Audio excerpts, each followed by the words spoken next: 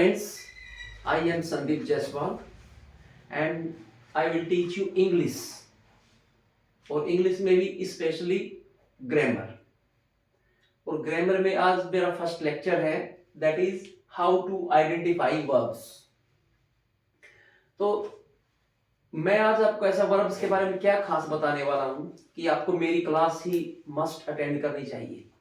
तो सबसे मेन बात तो ये है, मैं आज आपको वर्ब को पहचानने के, आइडेंटिफाई करने के 3 तरीके बताने वाला हूं और ये तीनों तरीके मार्केट में अवेलेबल किसी भी बुक में मुझे देखने को नहीं मिले। तो मैंने सोचा कि क्यों न मैं अपना एक्सपीरियंस आप लोगों के साथ शेयर करूं, ताकि अगर आपको कुछ बेनिफिट हो जाए तो द बेस्ट। तो देखिए दोस्तों, वर्ब जो है किसी भी लैंग्वेज में बहुत इंपॉर्टेंट रोल रखती है और पर्टिकुलरली इंग्लिश के अंदर तो कोई भी सेंटेंस बिना वर्ब के फॉर्म होता ही नहीं है। आप इंग्लिश ग्रामर में कोई भी सेंटेंस उठा लीजिए और हर सेंटेंस में आपको वर्ब मिलेगी। बिना वर्ब के कोई भी सेंटेंस पॉसिबल नहीं है। पहला तो पॉइंट यही आपको मार्क करके रखना है कि ग्रामर में सेंटेंस कोई भी ऐसा नहीं है, या इंग्लिश लैंग्वेज में कह सकते हैं, जिसमें आपकी वर्ब ना हो। अब अगर वर्ब इतना इंपॉर्टेंट चीज है तो देखते हैं वर्ब के बारे में क्या है। तो देखिए, सबसे पहले मैं आपको बताता हूं कि वर्ब को कैसे पहचानना है और एक प्राइमरी लेवल से लेके अच्छे लेवल तक ग्रामर को स्ट्रॉन्ग करने के लिए बहुत जरूरी है। सबसे पहले मैं आपको बताता हूं, हमारे को कुछ सेंटेंस ऐसे मिलेंगे जिनमें केवल स्टेटमेंट होती है, जिनमें कोई एक्शन नहीं होता।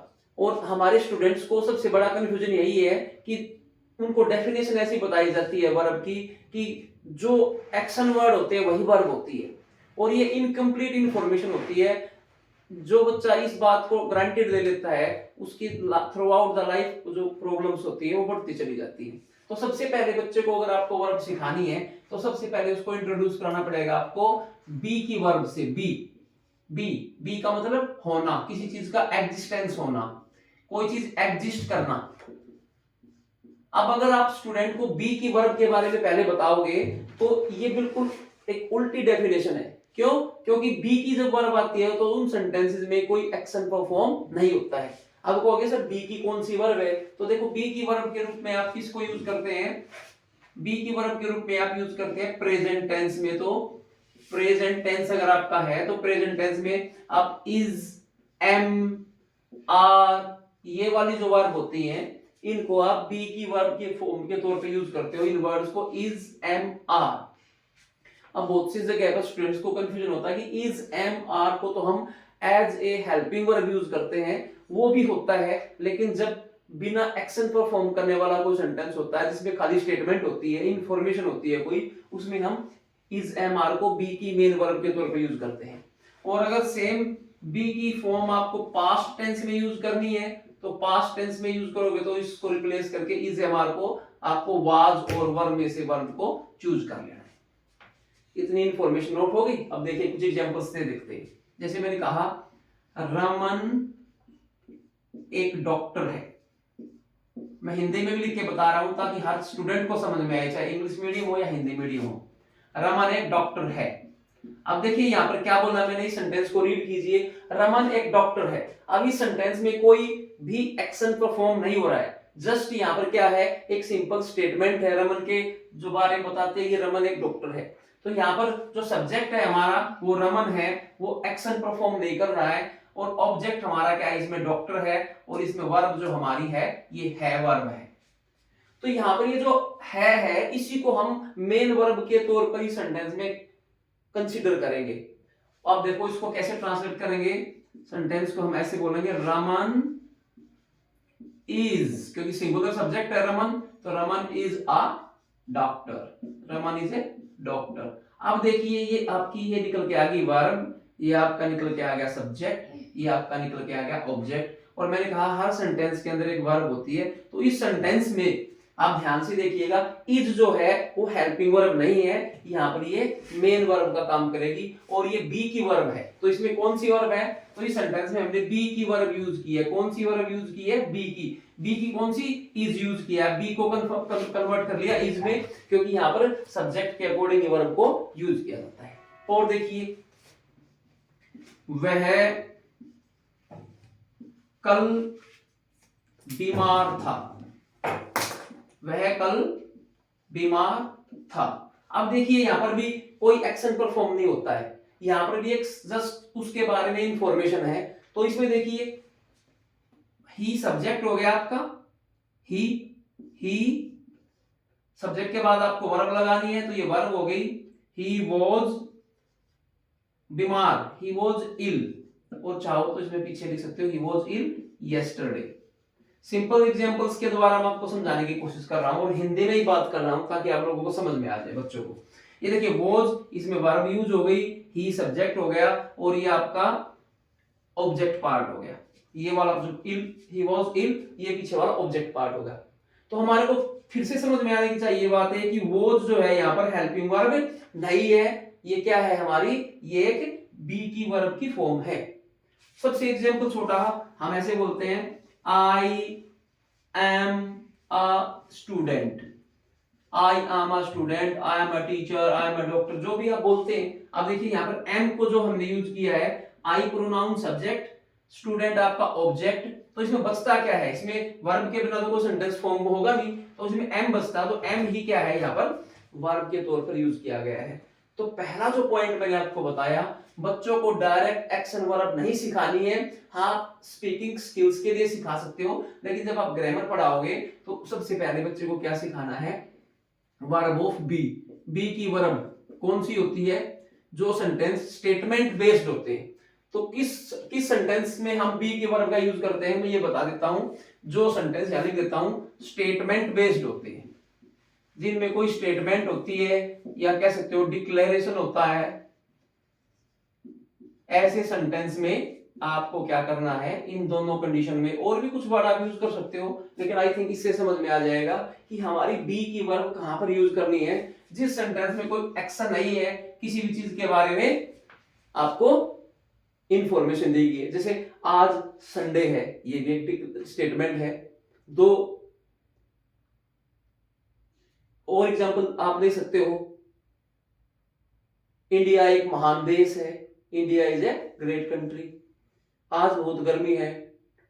इस तरह के बहुत सारे सेंटेंस है, कल सैटरडे था, ठीक है। तो ये जो सेंटेंस है ये पहले एक्शन वर्ब के बिना आते हैं, और ये इंपॉर्टेंट चीज जो मैं फिर से मार्क कर रहा हूं, इज यहां पर हेल्पिंग वर्ब नहीं है, क्योंकि हेल्पिंग वर्ब कभी भी मेन वर्ब के बिना यूज नहीं होती है, तो इसमें मेन वर्ब ही इज है। तो आई थिंक पहला जो पॉइंट है आपको समझ में आ गया होगा कि भाई बी जो है वो वर्ब की पहली फॉर्म है। अब हम बढ़ते हैं दूसरी टाइप के तरफ। अब देखिए सेकंड जो बच्चों को बतानी है वर्ब, वो बतानी है कौन सी, verb of possession. Verb of possession, अब बच्चा एक सिस्टम से सीखेगा वर्ब ऑफ पोजेशन। अब पोजेशन का मतलब क्या है, पोजेशन की जो मेन वर्ब है वो आपको आपका रिलेशन बताने के लिए काम आती है, किस्म से रिलेशन या ऑनरशिप बताने के लिए, ऐसे बोल सकते हैं ऑनरशिप, ऑनरशिप बताने के लिए। अब इसको मैं थोड़ा और क्लियर करता हूं, अभी अगली लाइन में बताता हूं। तो कौन सी वर्ब को हमने वर्ब ऑफ पोजेशन यूज करना है, प्रेजेंट, देखो इसे प्रेजेंट टेंस में आपको करना है। अगर आपके पास प्रेजेंट टेंस है, प्रेजेंट टेंस में आपको हैज और हैव में से एक वर्ब को चूज करना है, और अगर आपके पास पास्ट टेंस है पोजेशन में, तो आपको सॉरी हैड वर्ब का यूज करना है, हैड। तो हैज, हैव, हैड क्या क्या रहेगी आपकी वर्ब ऑफ पोजेशन। देखिए कैसे, इसमें रिलेशन या ओनरशिप कैसे डिसाइड होती है। जैसे मैं कहता हूं मेरे पास एक कार है, ध्यान से देखिएगा, मेरे पास एक कार है। अब आपने बड़ा इजी सेंटेंस लिया मैंने, आपने ये सेंटेंस बार बार पढ़ा होगा।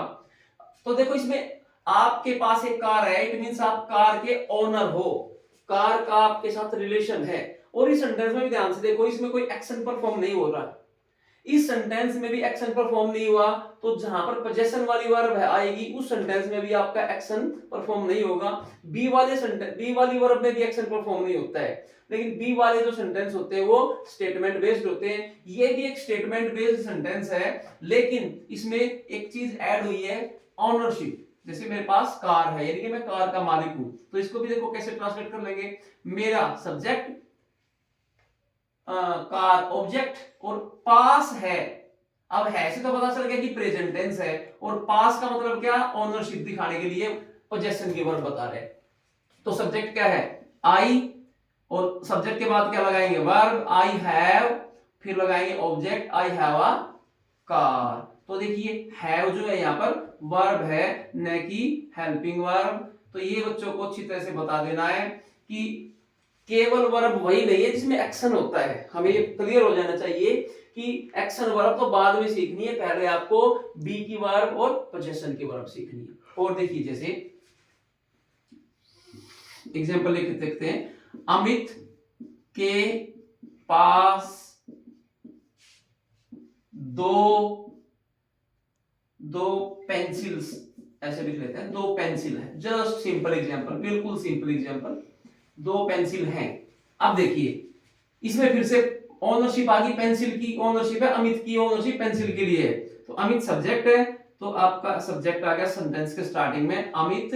अब वर्ब, अब यहाँ पे कुछ बच्चे कहेंगे है आ गया सर, तो इज या आर लगा दे। नहीं, बिल्कुल ही, क्योंकि यहाँ पे इज आर नहीं आएगा, क्योंकि इसमें पोजेशन है, पास का मतलब ओनरशिप दी है। तो अमित के साथ सिंगुलर, सब्जेक्ट के साथ verb singular, Amit has 2 pencils, has 2 pencils.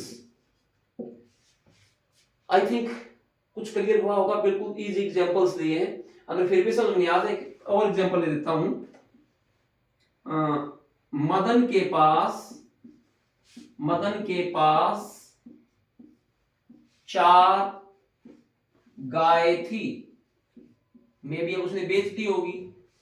तो देखो अब थी आ गया, लेकिन ओनरशिप तो अभी भी है, यानी कि मदन जो है वो गाय का ओनर है, 4 काउज का ओनर है। तो सब्जेक्ट आपका मदन, तो इसमें लिखेंगे मदन, वर्ब क्या लगेगी, हैड, ना हैज लगेगी ना हैड। क्यों, क्योंकि अब हमारा टेंस पास्ट हो गया है, थी, ये टेंस को इंडिकेट करता है, थी। Madan had 4 cows, Madan had 4 cause.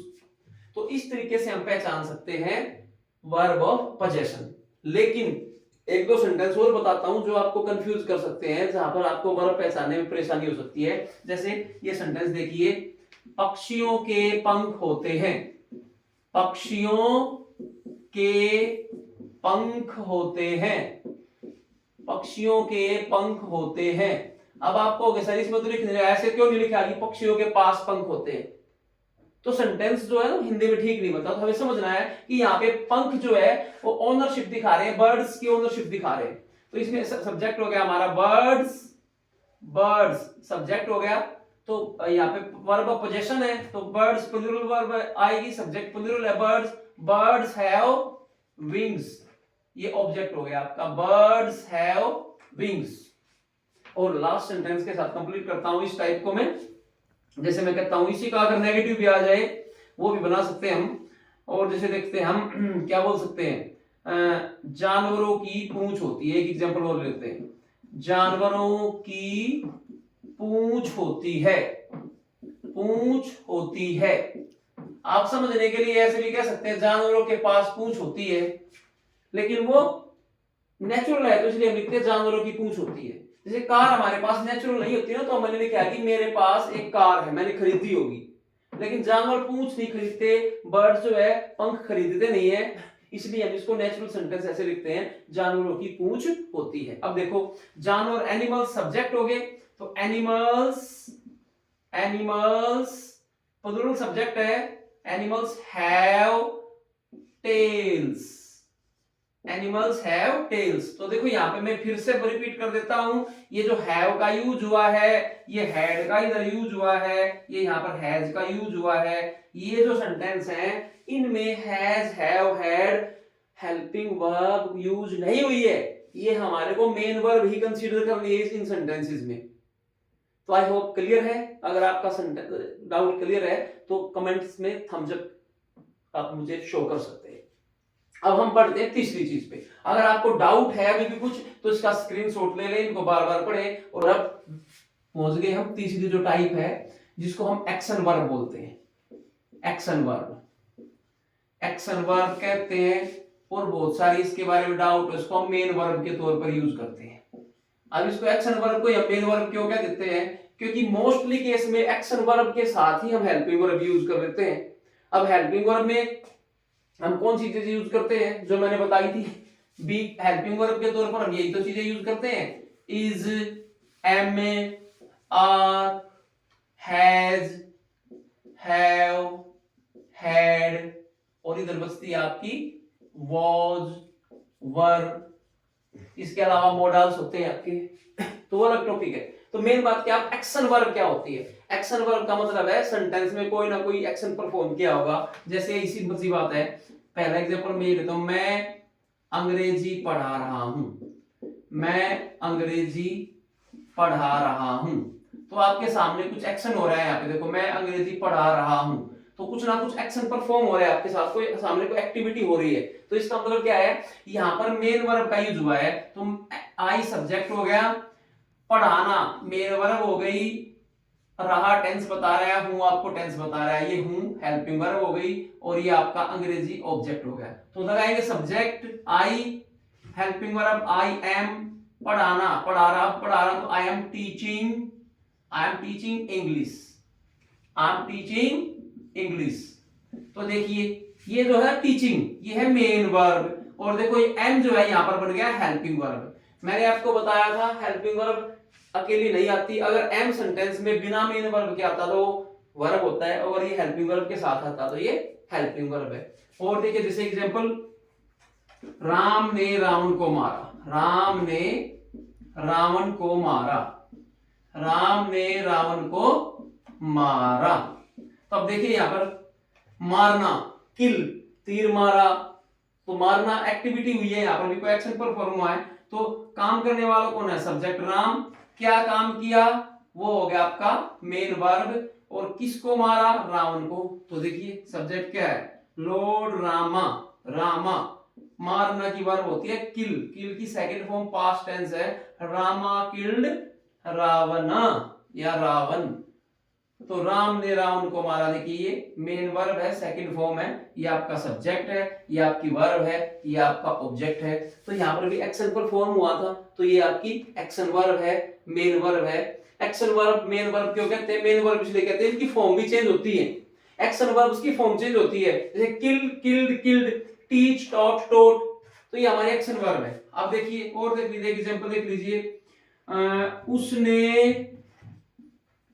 उसने खाना खा लिया है, उसने खाना खा लिया है, या वह खाना खा चुका है, दोनों सेम बातें हैं। तो उसने खाना खा लिया है, देखो खाना खा लिया है ये हो गया आपकी मेन वर्ब, और ये खाना हो गया आपका भोजन, ठीक है। तो ही या शी भी कह सकते हैं, ही हैज ईटन या taken, he has eaten his food या meal, he has eaten his food. अब देखिए ईट, एट, ईटन, ये आपकी होगी वर्ब की थर्ड फॉर्म, हैज होगी आपकी हेल्पिंग वर्ब, और ही हो गया सब्जेक्ट, और फूड हो गया आपका ऑब्जेक्ट। और मैंने आपको यही बताया है कि भैया जब एक्शन परफॉर्म होता है तो ही मेन वर्ब आपको बोलते हैं। तो वीडियो को लंबा नहीं करते, इसको थोड़ा सा एक बार समराइज कर देते हैं। तो इस सेंटेंस में, इस छोटे से वीडियो में हमने क्या क्या सीखा है, आपको सीखने को मिला है कि वर्ब को पहचानने के लिए सबसे पहले हमें बी की वर्ब सीखनी चाहिए। बी की वर्ब में आपको is, am, are, was, verb, ये वर्ब यूज करनी है इंडिपेंडेंटली। फिर आपको पोजेशन की वर्ब सीखने को मिली है। पोजेशन की वर्ब में क्या आपको मिलने वाला है, हैज वर्ब होती है, हैव आपकी वर्ब होती है, और हैड आपकी वर्ब होती है। और फिर आपकी तीसरी हमने क्या सीखी, एक्शन वर्ब सीखी। इन तीन तरीके से आपको एक्शन वर्ब, जिनकी आप वर्ब चेंज करते हो, जैसे तीन फॉर्म चेंज करते हो, रीड है, ईट है आपकी, प्ले है आपकी, ठीक है भैया, रन है आपकी, ये सभी की सभी वर्ब जो हैं आप इनकी फॉर्म चेंज करते हो, फर्स्ट फॉर्म, सेकंड फॉर्म, जिसको आप present form, past participle form बोलते हो, ठीक है जी। तो आई होप कि आपको कुछ नई जानकारी मिली होगी, ठीक है। तो ये पहला लेक्चर है। अगर आप वर्ब को स्टार्ट करना चाहते हो, ग्रामर को पढ़ना चाहते हो, तो पहले यहाँ से स्टार्ट करेंगे। इसके बाद हम नया टॉपिक पढ़ाएंगे। फिर आपको मजा आने वाला है कि भाई किस तरीके से खुद पढ़े, अपने डाउट करें, और जब आपके डाउट हो जाएंगे तो आप डेफिनेटली अपने क्लास में स्टूडेंट्स के डाउट भी इजीली दूर कर पाओगे और उनका कॉन्फिडेंस बूस्ट कर पाओगे। आज के वीडियो में इतना ही। Thanks for today.